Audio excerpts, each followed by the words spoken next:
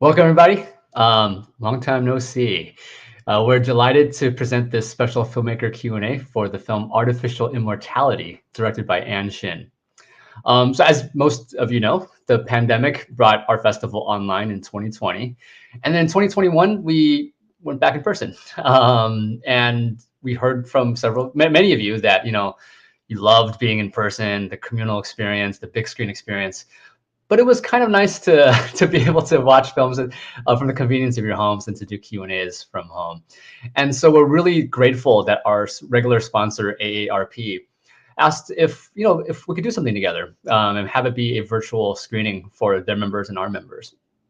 So we want to thank them for making tonight possible. So we're happy to show a short 30-second video that AARP made. It actually is like weirdly resonant with the film, so you can see how that goes. All right, check out the video from AARP. Sorry about that. No, I've been staying at my dad's place because of everything. Where are we going? He's good. Yeah, I know, we keep missing each other. I've been working out of my dad's house, doing some reading. I should be working out more. I just feel like I'm drowning. Navigating these times can be tough, but while you care for your loved one, you also need to care for yourself. Go to aarp.org/caregiving for free mental health and self-help tips. So I'd like to introduce you to Tiffany Zhang, who is a program specialist at AARP, and she's going to say a few words. Hi, everyone. We are absolutely delighted to have been a sponsor of the San Diego Asian Film Festival and the special screening here tonight, and to be here with you all as we have this important dialogue around this film. AARP champions positive social change and delivers value through advocacy, information, and service on important topics like this: caregiving, brain health, technology. And just like the wonderful, thought-provoking documentary you all have seen or hopefully are going to be checking out soon tonight, we want you to know you aren't alone in the process of preparing to care, and you have supports in your community. So thank you so much to Pack Arts for hosting this event and being a fantastic partner. And thank you, Anne, for being here and sharing your family story and your journey with us. We look forward to the discussion. So back to you, Brian. Thank you, Tiffany. Thanks as always to AARP, and then as well as to all of your members for attending tonight. Okay, so now I'd like to bring on our star for tonight, director Ann Shin. Ann is a multi-talented storyteller. I think you have a novel coming out this month, I think. Yeah. That's amazing. But you're best known as a director of documentaries, including My Enemy, My Brother, which won the Grand Jury Prize at the San Diego Asian Film Festival back in 2017. We were honored to show her most recent documentary, Artificial Immortality, at last year's festival. And we didn't get a chance to fly her out to the festival last year, so it's especially nice to host her here today. Welcome, Ann. Hi, Brian. Thanks for arranging all this, and thanks to AARP too and Pack Arts. It's so great to be part of this. And thanks to our audience for being with us here today on multiple platforms. I think on Facebook, YouTube, Twitch. If you're out there in the audience, feel free to type questions in the chat, and I will actually be able to see them. In fact, I think I see some now. And as I see them, I'm actually just going to integrate them into the conversation. So yeah, don't wait for me to prompt you. Just put in the questions as you have them. Okay, so I wanted to start things off with what might be a silly question, but I'm going to just try this anyways. I noticed in the end credits that, Ann, you thank Bina48, which is the AI robot one of them in the film. What was your thinking behind thanking an android? Yeah, it's so interesting. Well, I guess it's a really good question. Like personhood, should androids and AI powered robots be granted personhood? And while the line between humans and androids might seem clear now, I think we're rapidly getting to the point where it won't be as clear. And already, Sophie, who is another android made by the same company, was given citizenship in Saudi Arabia. So we just thought we'd err on the side of, we'll give her personhood for the credits of the film. And this is sort of something that gets brought up in your film in various ways. So for instance, like there's a moment in the film where you mentioned that you've never interviewed an avatar before, or like for digital Deepak. Yeah. So what was different about doing an interview with an avatar? Well, I think we've all gotten used to being online a lot or doing chats. Like if you're on hold with the bank, you can go and do work talk with the chatbot. So we're used to that. And I'm used to having to deal with chatbots. But this was my first time dealing with an AI powered and avatar on an iPad in this case.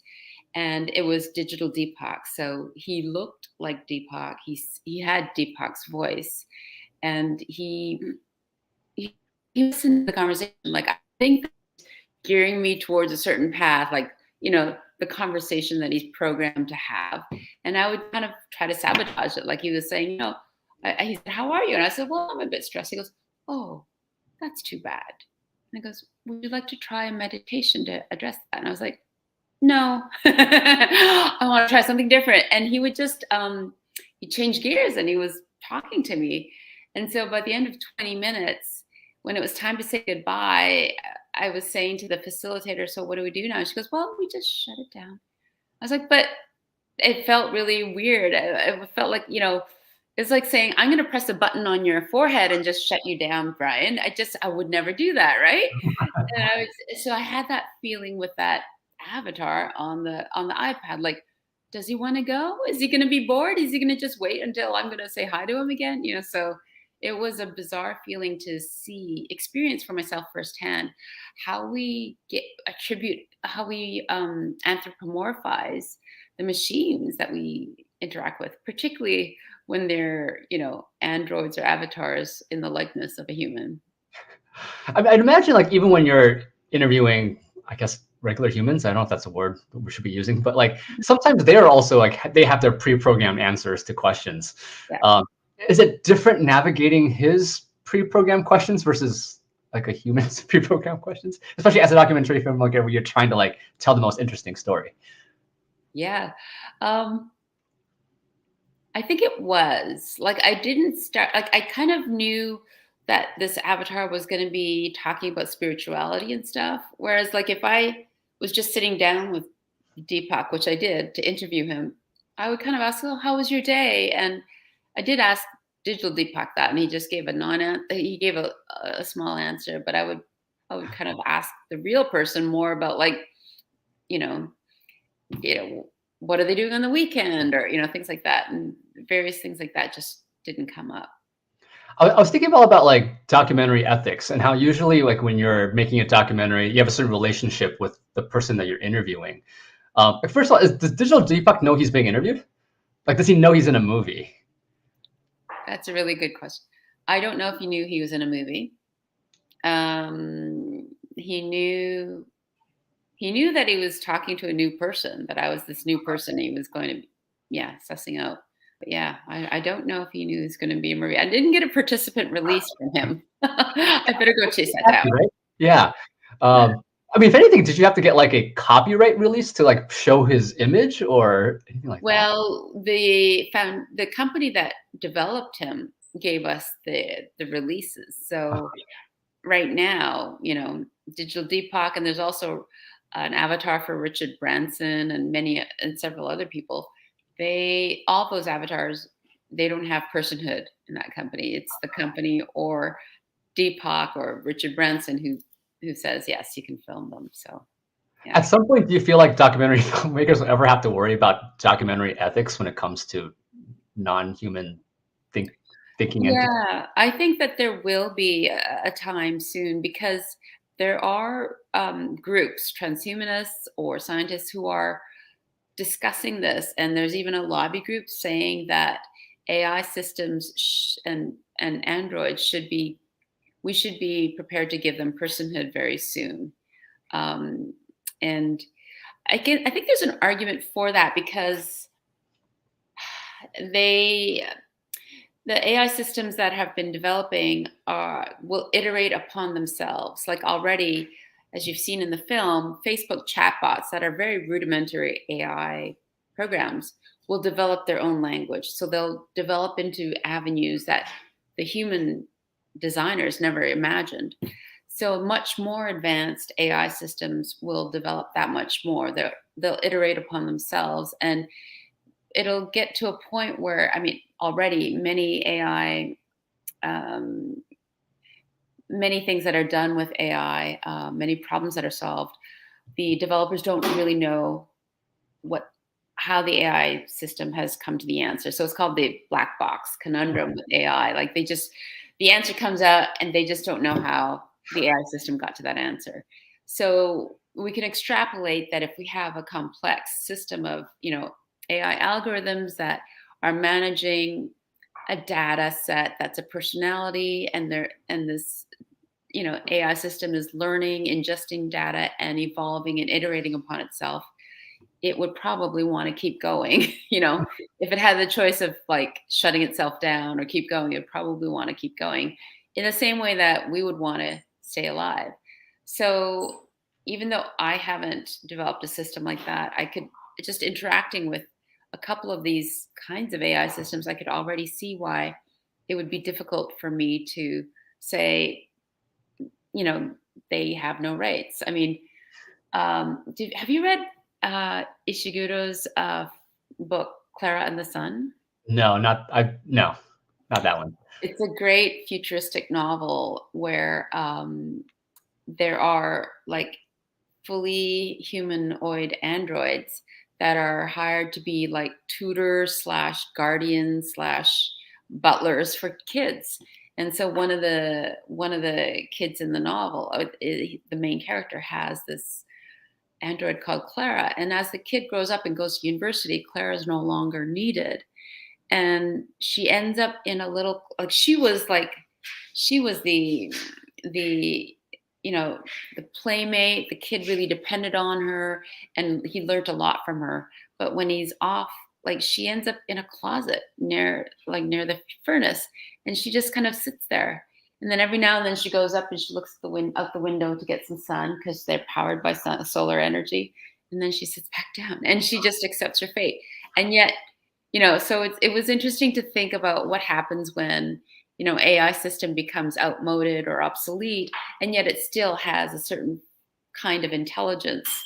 What would happen with it and what should happen with it? Should they go to the scrap heap, or should they be given something more dignified in terms of, end of life, I suppose, or end of use?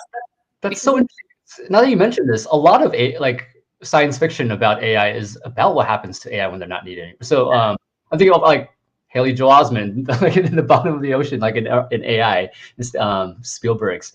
And then one of our questions in the audience is about Kogonada's new film After Yang. I don't know if you had a chance to see that one yet. No, not yet. Yeah, do you know what? Yeah. Yes, I mean, it's also about a AI who sort of is no longer needed, and then what happens. And so maybe the question is like, even AI want to live forever, or do they want to live forever? Do they accept death? Well, I think Nick Bostrom, the philosopher from Oxford, raises an interesting point, because AI will set out to do the task that it's given and to continue doing it.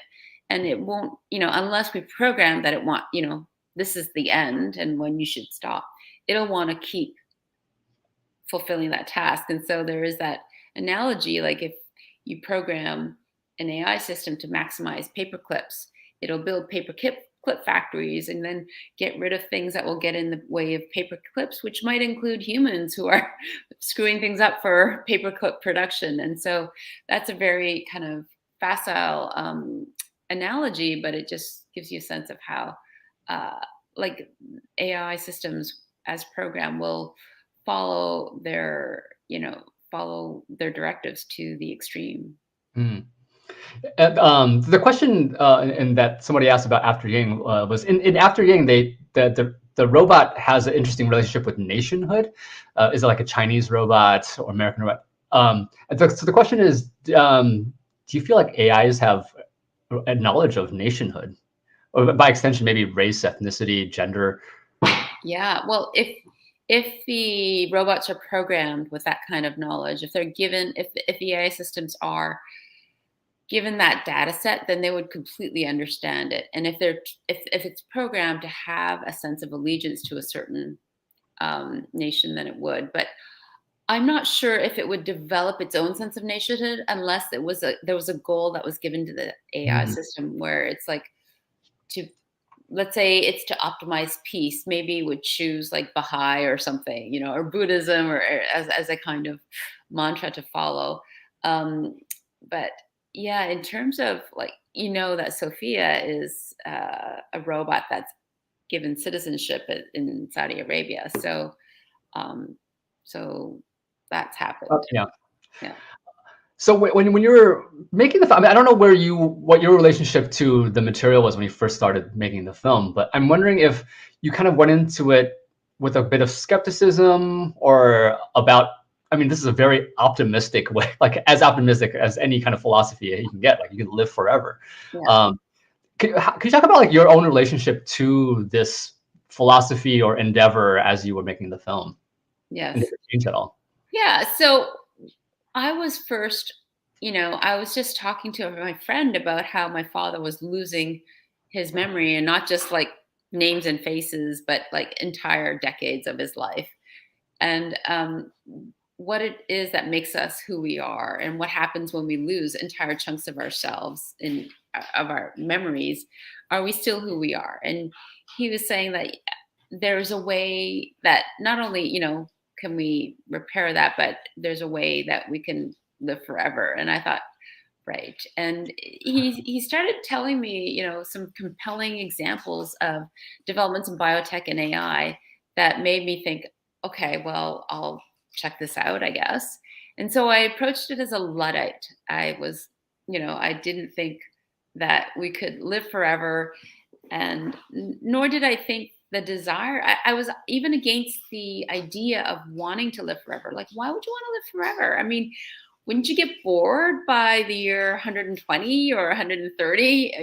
Like, what are you going to do? You're going to just do the same thing over again, or so I thought, not only was I doubtful that we could live forever with the help of technology, but I really questioned the aim of it. But when I met with some transhumanists like Lincoln Cannon or Gabriel Rothblatt, who talk about the idea of like the soul being data, it wasn't that I started to think, yeah, the soul is data, but more I began to realize how narrow my thinking was. Like, if you were to think more broadly about who we are, like if you could think like things like intuition can be quantified, that if it's a combination of all your experiences from the previous years of your life, as well as your own predilection and your personality, if these are the things that go into your sense of intuition, how you make a snap judgment when you see a person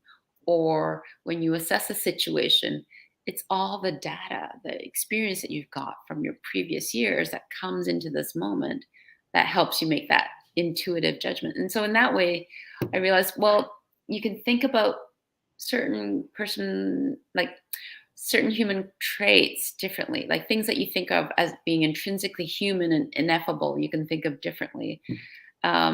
So there's that. But then also Ben Goertzel, who's this great AI developer and the founder of SingularityNet, was saying how, like, sure, humans are really good at generalized thinking. So I can turn the lid on a bottle and open it, and I can do some algebra and, write a line of poetry and stop that ball from hitting me. So there's all these things that our brains can do that we just take for granted, that it's hard to program all together into one AI system. But he was saying, despite the fact that we're great at general intelligence, computers are way better than us at certain kinds of intelligence. For instance, computers are way better at perhaps like calculating and existing in terms of multiple dimensions. Like we can think in 3, but computers can think in like 12, 15 dimensions. And I thought, wait a sec, wow, I hadn't even thought about the idea of, going more than 3 dimensions or 4 or 5. So that opened my mind. So the process of doing the research for the film and interviewing the people really opened my mind to becoming less human-centric in the way that I consider intelligence. That being said, I still, by the end of the film, really valued human life and contact between us, as humans, whether we're talking in a webinar or whether we're face to face. There is nothing else like it in terms of, just being alive and connecting with one another. Yeah, the film ends curiously with the pandemic. I mean, you don't go into that, but it's mentioned, and Mm. you allude to the importance of kind of in-person contact or like real person contact. Maybe I don't know. I'm curious if like the experience of a pandemic for you has changed your feelings about this technology and its usefulness, or maybe like this interaction we're having right now is kind of an analogy for some of this too. It totally is. I mean, just the fact that we're doing this is because of the pandemic. And we've all become so used to using these kinds of digital interfaces, videos, Zooming or Google Hangouts or like, StreamYard webinars. We're used to this now. And it's increased, like, so the idea of entering the metaverse is not such a big step anymore for people that are older than 20, and anyone under than 20 is already in the metaverse. That's what they're doing half the time, whether it's on Fortnite or on Roblox or what have you, right? And so I think that the pandemic just accelerated a trend that had been happening already, which has been that we have already started to see ourselves at, like, projected into the online digital world, so that our identities as who we are in our own skin, it's one of our identities, but we're used to now having another identity that's in the digital world, whether it's an avatar that you in a game or whether it's this interface you have where you're interacting with other people. And it's interesting. I mean, there's different filters that have been developed, I think, for Zoom and other applications. But yeah, there's also avatars that it's been talked about where you could set up your avatar to pretend that you're listening in on a meeting, nodding and everything on a Zoom meeting, and it wouldn't be you. You'd be, feet up in the hammock or something, and you'd have your avatar, participating in the meeting, recording it, maybe transcribing it, and you could take a look at the Coles notes afterwards. Now I'm going to be very suspicious of my students on Zoom. No, I'm just kidding. They're great. As you're like talking to these cutting edge experts and thinkers about philosophy, like and like your mind is expanding about these possibilities. Did it ever like go over your head, or in a way that's like, I need to think about this for a while, because I find that must be a hugely daunting task. Yeah. So yeah, Ben Goertzel went over my head. I couldn't grasp what he was meaning when he said, to think in 12 dimensions or whatnot. So that was interesting. And Nick Bostrom, the philosopher, he was convinced that we're just en route to becoming superhumans, or that we're also going to be overtaken by the machine. And so thinkers and like pop culture theorists like Douglas Rushkoff, he hates that idea. He's like, I don't want to be around just to be the janitor to shut off the lights at the end of the day for the computers. Like, I want, like, humans, like, I'm on Team Human, he says. And that's a book that he published recently. And it's all about, where are we in this universe where we're creating a creation that's about to outstrip us, right? We're creating sentient machines that are going to outstrip us. And in many ways, they've already outstripped us. And so what is our role in that universe? So people like Nick Bostrom will say, we are going to become the ants, the little ants, the insects. And Douglas Rushkoff will say, or that there is a way, a more positive way to put it is, there's a way to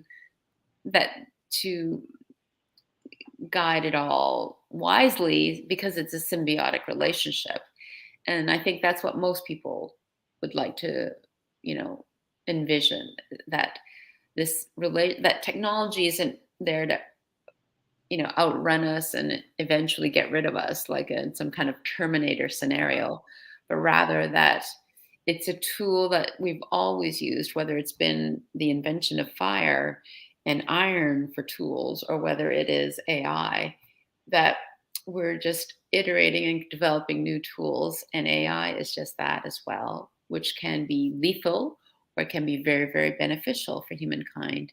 And it's all up to us in terms of what uses we put it to. Yeah, and your film does a great job of cluing us into both the like utopic and the potentially dystopic, like we're all just sort of paper clips scenarios. Yeah. How do you feel about it now, though? Like in terms of, are you optimistic about this technology? I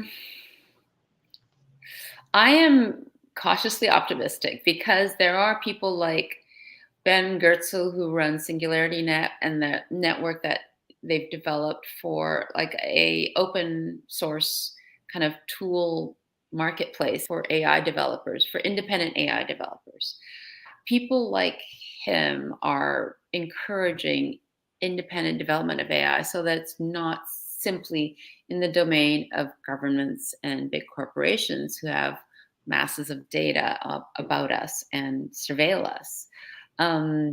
Also, people like Hossein Ranama. So there are a lot of people.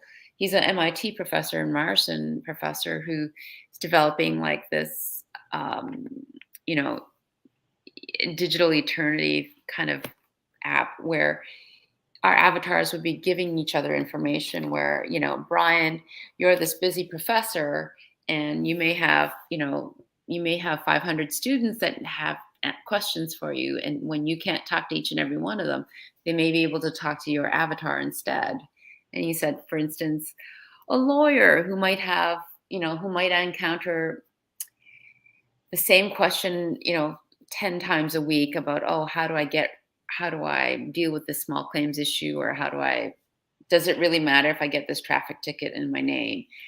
If they had an avatar that had that kind of basic information program, then the avatar would be able to provide those answers to people for a lower price hourly rate than the $500 hourly rate that the lawyer would give. So these are some things that he's been exploring in terms of how that will incorporate avatars more and more in our everyday lives.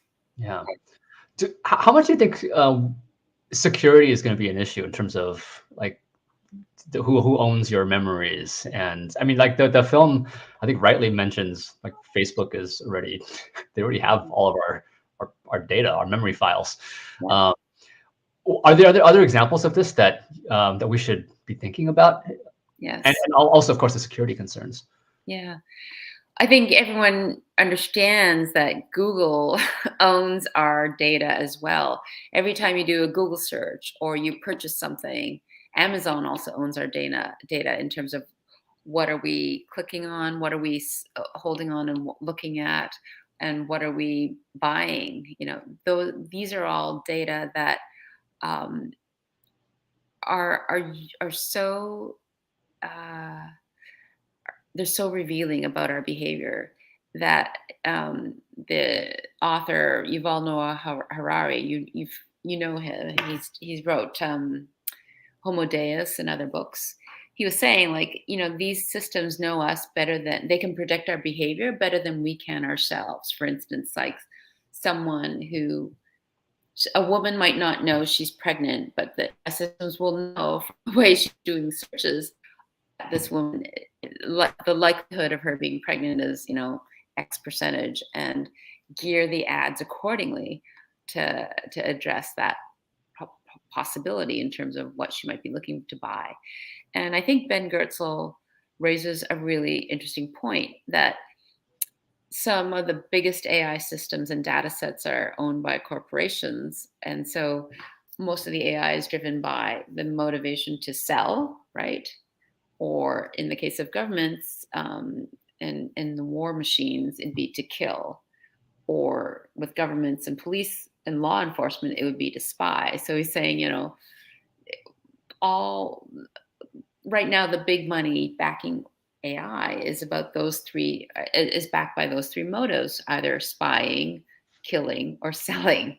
And there are, though, as you know, there are some good, like, I guess, humanitarian and just positive approaches to AI, whether it's these kind of democratic AI environments that are being created, or whether it's AI for medicine, or AI in terms of drug research, certain drugs. There's a lot of beneficial uses of AI today, but still, you know, spying, killing, and selling That's are the pretty main drivers of AI development today. Let's Yeah, change that. Let's you and I change that. All of us, each of us. I mean, that's the reason why I have some optimism, because people like Hossein Ranam or Ben Goertzel, or anyone who decides to kind of want to try and get into developing AI and have it reflect our diversity and our values more accurately. I think that's something definitely to support. Yeah, I think we're definitely driven by the possibilities of ourselves that we can't manifest in the worlds that we live in. So it's a part of imagining other worlds. Yeah.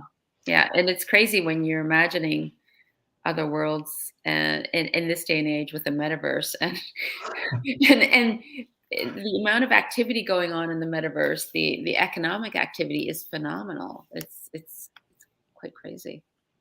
And then think about like 23andMe, which is like another way of thinking. Like if this is being able to have like files about your behavior, then 23andMe is like files about your genetics, and between those two, I don't want to know it's possible. Yeah. So yeah, just coming back to your original question, like platforms like Amazon, Google, Facebook, and Instagram, like the social media platforms, they own the images and data as well, and so it is a big concern. And different developers, particularly at MIT, have come up with different systems. Even Hossein Rana speaks where you can have a data wallet where you can own your data and choose to sell your data to these corporations if you so wish, rather than the corporations just being able to use them for free. Your data is actually yours, and there's a huge value to it.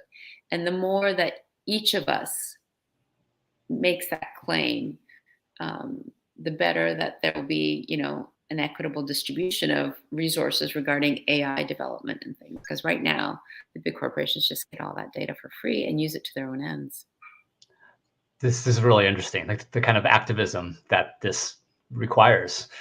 Maybe that's another documentary waiting to be made. I think that the European Union has been quite proactive, like in terms of, now you have website settings that'll say, we use cookies. Do you agree to these or manage your cookies? That was first developed, I think, in the European Union in terms of notifying users that, hey, these websites, every website you go onto is tracking you in different ways. And you now have a certain amount of control over what they can track in terms of your activities. So that's from, informed politicians, and also pressure from public, which is you and me saying to our government, hey, we want this to stop. Yeah, and knowing that it's happening, just even the knowledge of it. Yeah. The other thing that I find, like, I don't know, it's fueling a kind of optimism is maybe like not as ideological, but just the sheer joy that we have of being amidst this technology. Like, and I feel like your film captures that well. Like sometimes your camera is just like, let's look at this robot move, because it's uncanny, but it's magic. It taps into our childlike imagination. Yeah. Like, I don't know if you were behind the camera on any of that, or if you were saying, no, just keep the camera on. Can you talk about like filming the robots? Yeah.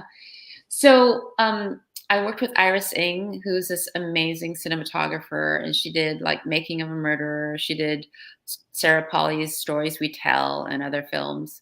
And we were mesmerized by, for instance, Ibuki, the robot that is fashioned after like an 8 or 10-year-old child. And the way he looks around and just kind of like is taking in information, because he is taking in the visual stimuli and processing it. It was just really interesting to watch. I just felt like this was like a new person stepping out into the world and discovering things for for the first time. And so we we thought there was like a sense of wonder in about the way he moved in the world, and it evoked in us a sense of wonder too. And so that was really interesting to consider, because the roboticist had developed him to kind of, one, disarm people so that they could interact with him, rather than being kind of like a very scary looking robot. It's just, it looks like a child, right? And so you're disarmed and charmed by that.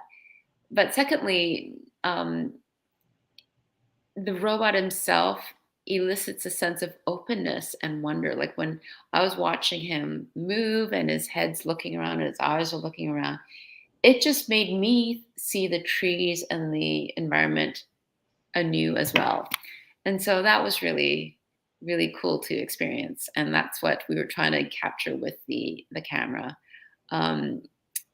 And it is very fascinating, because we are looking at images of ourselves. I mean, humankind has always been making images in our own likeness since the days of cavemen, when there were paintings on the cave walls.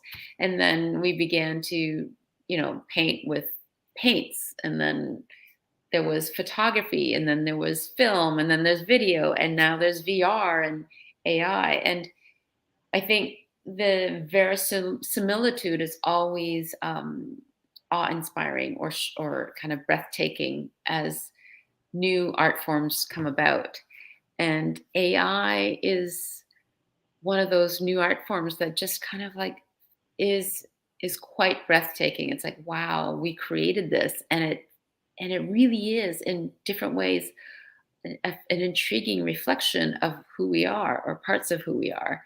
And so, yeah, it was really, that part of observing and filming in the documentary was really pleasurable. Of course, it's funny then to go into the server rooms later and say, well, this is where it all gets crunched down.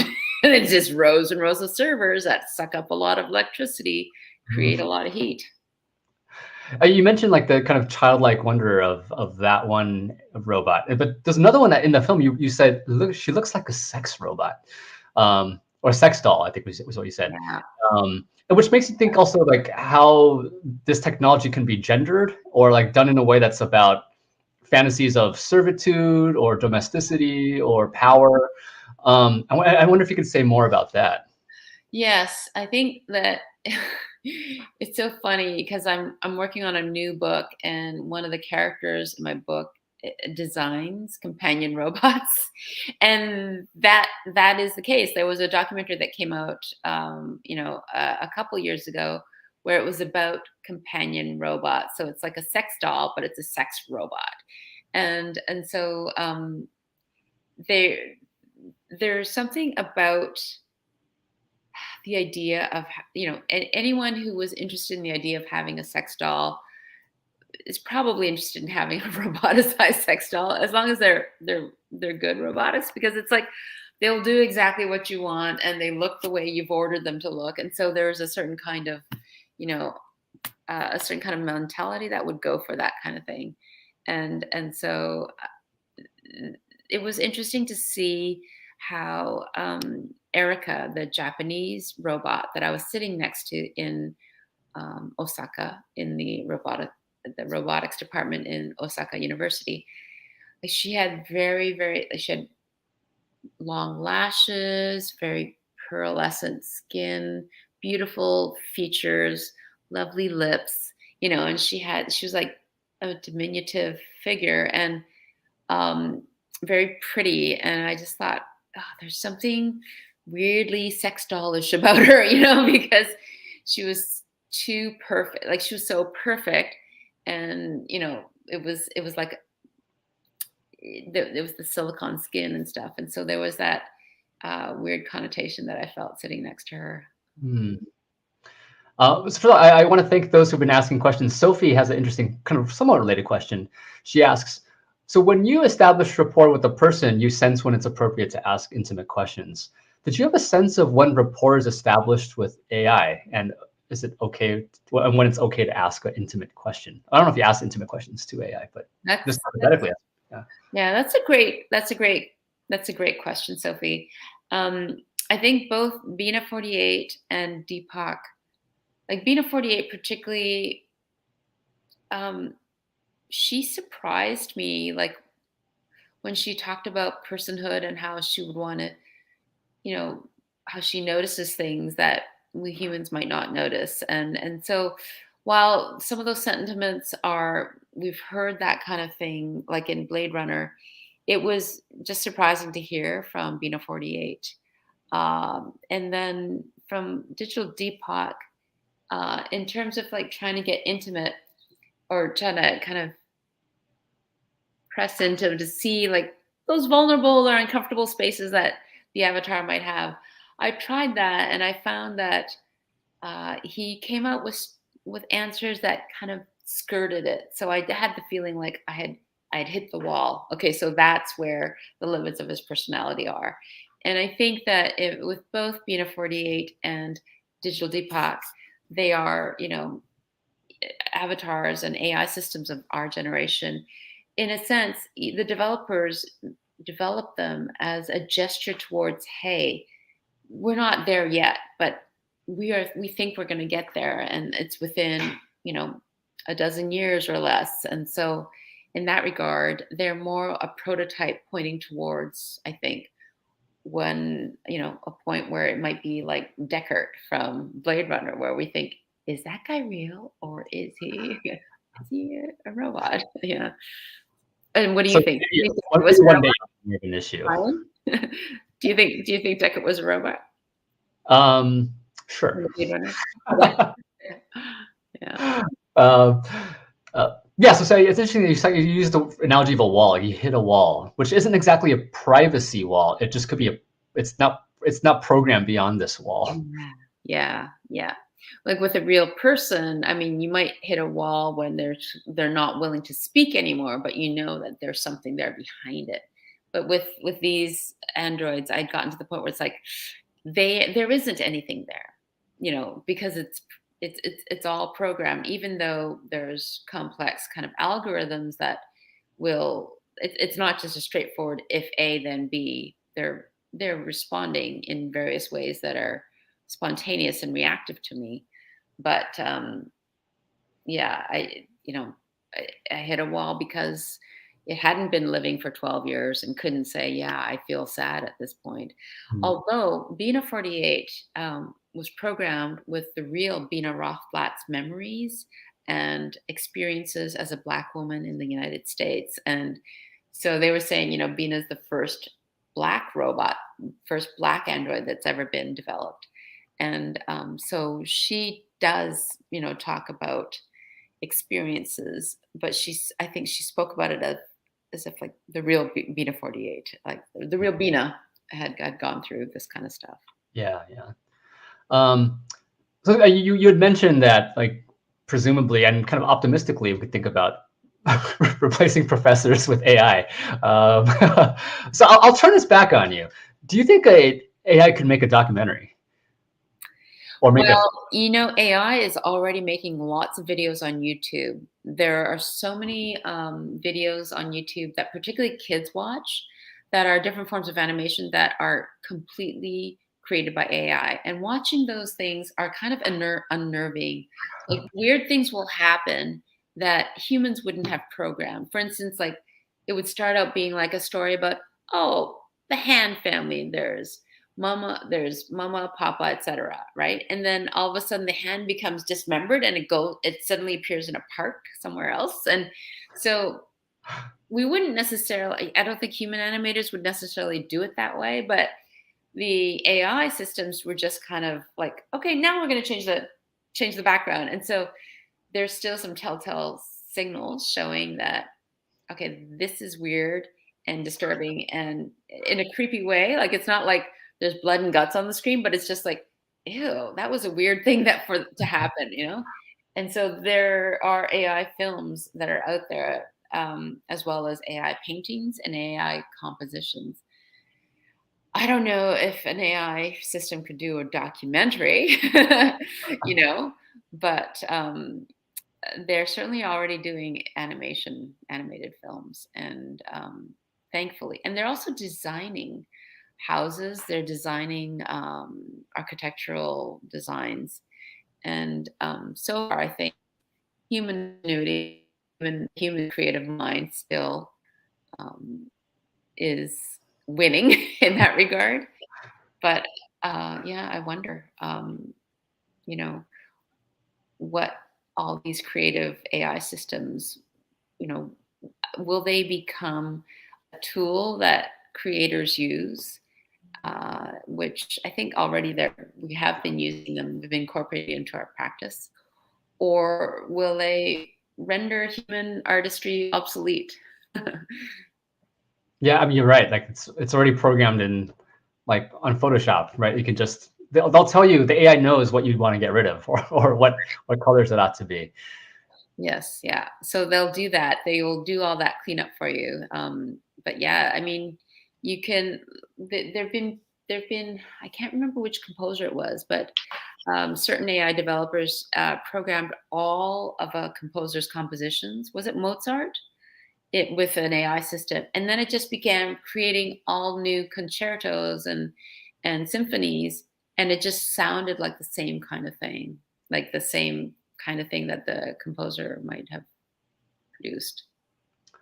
So without that composer's original authorship, you know, if we didn't know that it wasn't the composer that authored it, would we feel any differently when we hear that music? Like that's the question. Wow. Okay. That blew my mind too.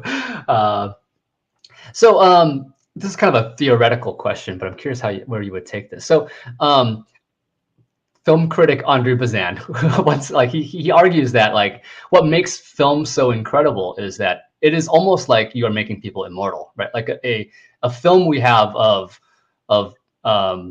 I don't know, like Aretha Franklin from when she was 20 years old. Like, she lives on forever because we have that in 24 frames per second. So cinema itself is already a medium of immortality. And then in your film, you're talking about another kind of mediated immortality. So I'm curious, like, what do you think is more powerful? Like cinema's ability to make us live forever, the way that we've kind of experienced for over a century now, or kind of what they're suggesting in your film? It is a great question, because we are memorializing ourselves when we write our diaries or take photos or videos of ourselves. But what people like, you know, the Rothblatts and other transhumanists are trying to do is not just memorialize our minds, but work towards possibly creating a way to merge, so that, let's say, we've taken all the, you know, all my experiences have been recorded, my predilections, my tastes, my dislikes, how I've evolved over the decades, and it's programmed into a computer. And let's say I am constantly updating my AI data set through Neuralink or whatnot. You know, there are these brain computer interfaces now that have already been developed. And then if this computer, this AI system, knows me and is also iterating as I'm iterating, when I pass away, how will we view that computer system, that AI system, right? That has evolved with me and as continuing to iterate. Will we want to, like, how would people feel about pulling the plug, right? Or will that intelligence, like, let's say it's the CEO of a big company. In fact, one of Hossein Ranama's clients was the CEO of a company who wanted to create a way to hand off, you know, wisdom, kind of in a legacy form, to the next CEO and the people running his company. And so they're going to keep that avatar going, right?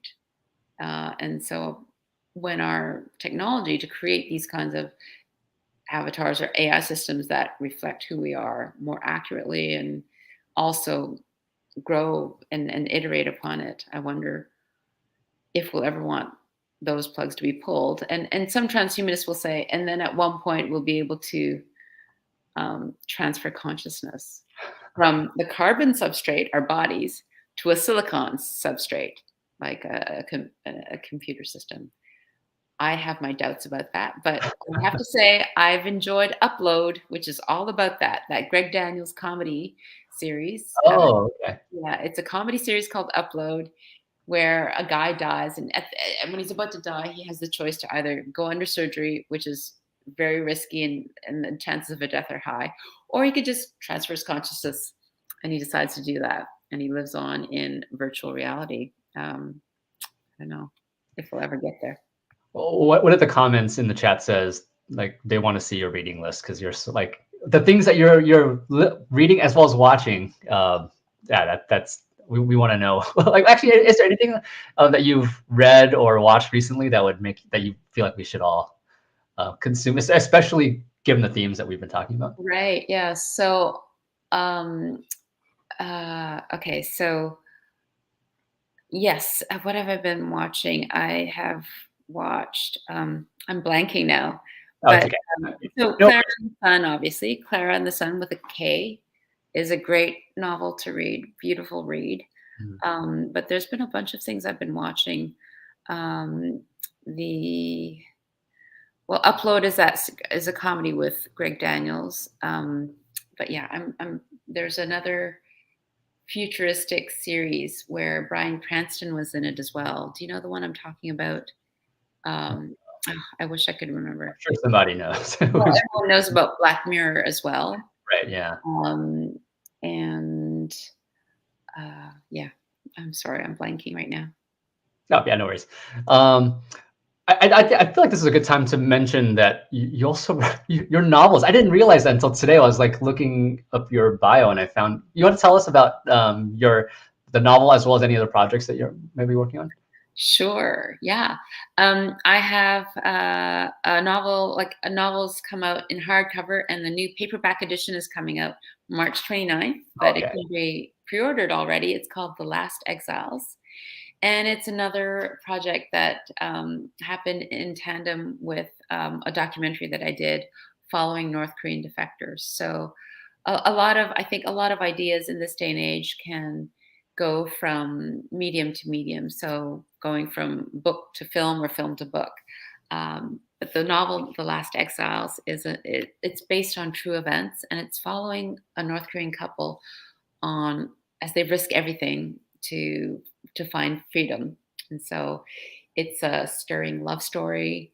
It also takes you into the underground of China and North Korea. And so if you want to be transported with a little bedtime book, pick it up. It's called The Last Exiles. Great. Somehow that was an hour. Yeah. Thank you so much, Brian. And thank you everybody for watching the film and for hanging out. I can be reached at AnnShin.com or fathomfilm.ca. And I'd happily, answer any other questions. Like, I should post up my reading list and my what I've been watching. I'd be happy to share that. Thank you again. I know it's late for you out in Toronto. It's always great to have you as part of what we do, and we can't wait to see more. And to the audience, thank you for joining us kind of off season. Definitely keep checking. As many of our audience's members know, we have a spring showcase coming up. That's our mini festival of only about a dozen films. We're busily putting that together right now. We're really excited to announce some titles in a few weeks. Nice. So I know that tickets are on, or badges are on sale for that. It's going to be in person. That's exciting. That's great. All right. Thank you again, Ann. Thank you to the audience, and we'll see everybody soon. Great. Thanks so much for having me on. Thank you.